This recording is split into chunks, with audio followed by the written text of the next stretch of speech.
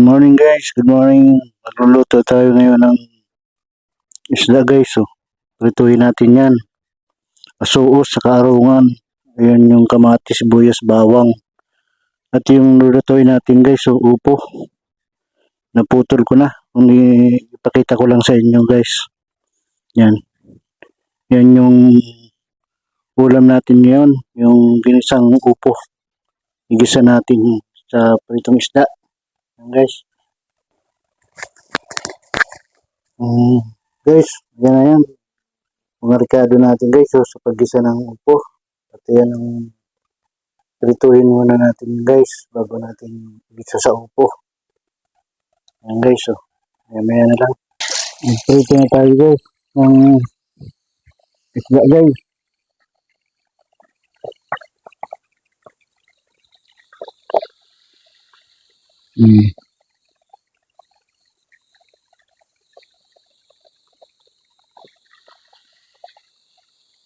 Prito muna tayo guys para igisa natin sa upo. Guys, yan natin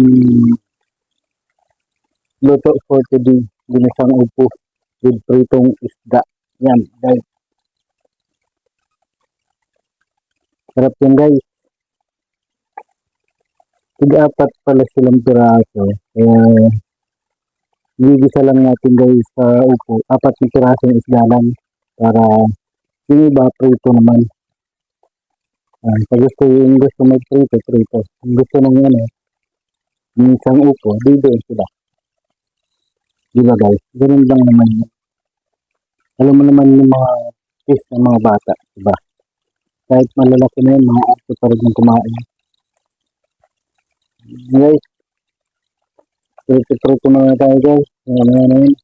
Guys, yung unang salang natin guys, luto na.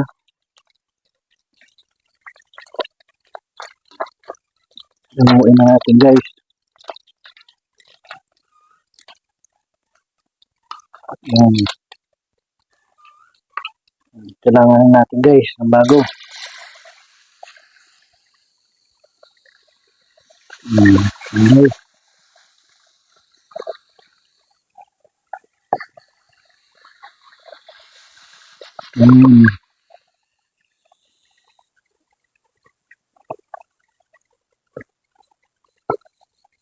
At yung salang lang yun guys. Ano na yan, magigisa na tayo ng upo.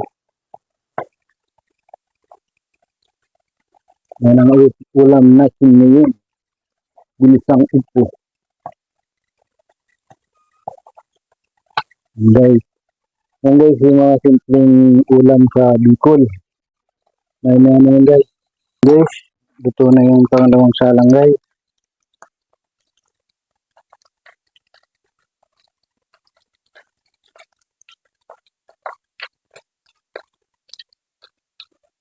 Guys, dalawang piraso lang ito.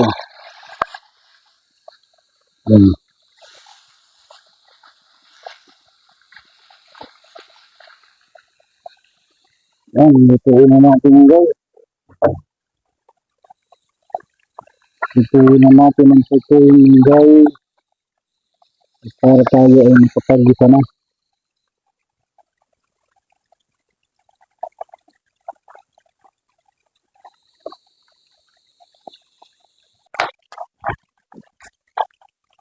Guys, maluluto na yung panghuling salang natin guys.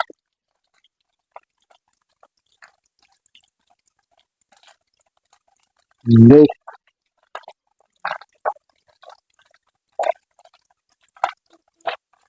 luto na yan guys. Hanguin na natin. Yan guys. Patayin na natin yung apoy guys. Guys, mag-umpisa na tayo mag-isa. Unahin natin yung bawang guys.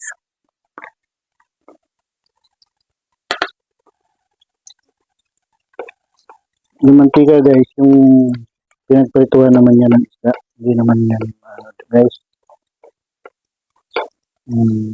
Kumuha lang tayo ng doon sa pinagprituhan ng isda para magamit pa natin. Guys, yan lang. Igigisa natin dito. Ayan guys.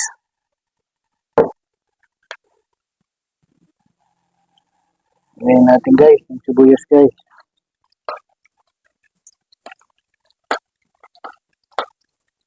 Ayan guys.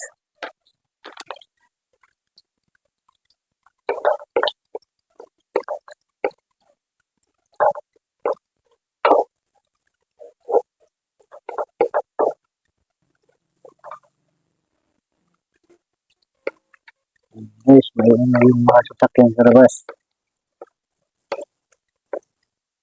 Gisa-gisa lang tayo ngayong araw. Ayan guys. So natin yung kamatis guys. Pero tuto na yan.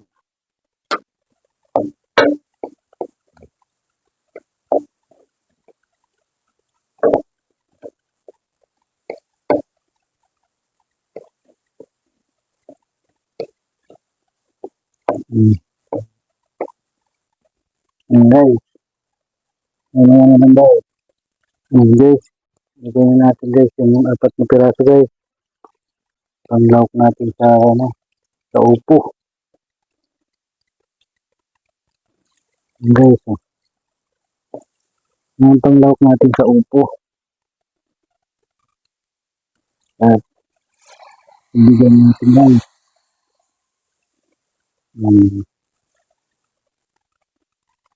Para yung sabaw guys, maglasa na ng isda. Ano na natin yung guys, yung isda para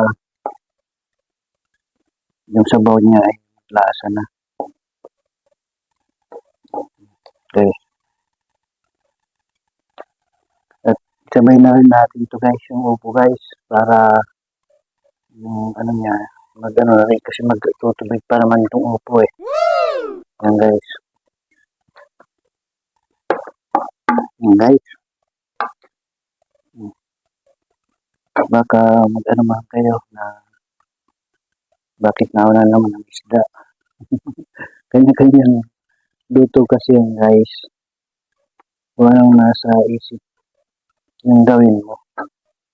Although, kahit anong tama lahat yan guys. Kahit anong unahin mo dyan, tama yan. Ang importante, maluto natin na masarap ang ating ulam sa tanghalian. Guys, may na lang. Pagkulo. Guys, talusin natin tagod guys. Kulong-kulo na guys.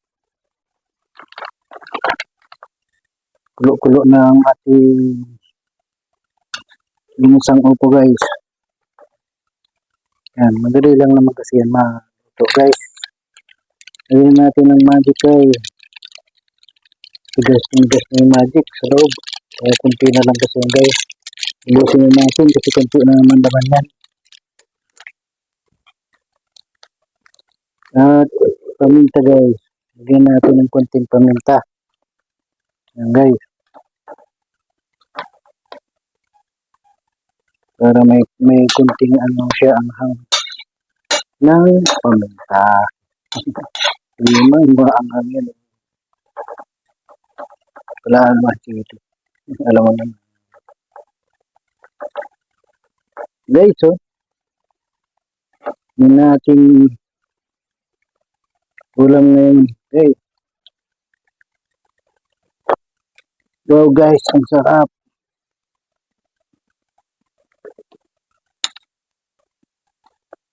Agad tayo guys ng kunting asin para pag niya saktong-sakto na sa panlasa. Yan guys.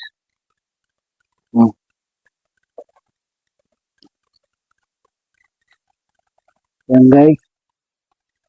Ang ating ulam ngayon, ginisang upo na may isda. Yan guys.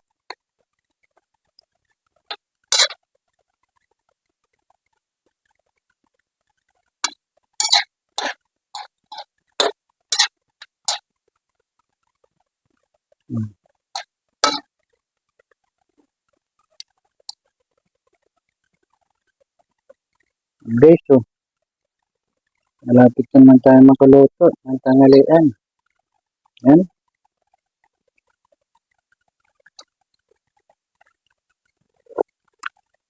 Guys, sakto-sakto na ang lasa ng ating sabaw guys. Nakaluto na naman tayo ng ginasang upo with pritong isda guys. Hanggang dito na lang po ang aking munting vlog. Maraming salamat po sa inyong suporta at panonood sa aking mga ginagawang video. Mag-iingat po kayo lagi saan man po kayo nandoon. At huwag niyo pong kalimutan mag-like and share and subscribe na rin po. At pakipindot na rin po ang ating notification bell para po updated po kayo sa aking mga ginagawang video. Hanggang dito na lang po ang aking munting vlog. Bye-bye!